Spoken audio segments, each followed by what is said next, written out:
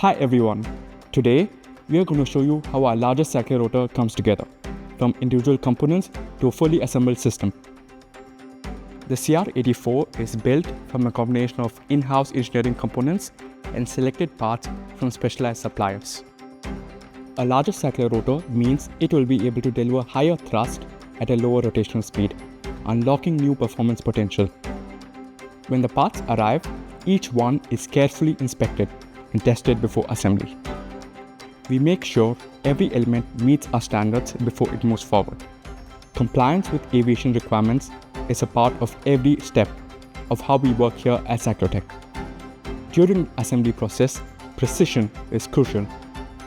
Each component is carefully integrated and tested to ensure structural integrity and optimal performance. This enables the CycloRotor to operate at full potential. With assembly complete, the testing phase begins. Follow us on the journey behind the largest CycloRotor we have ever assembled.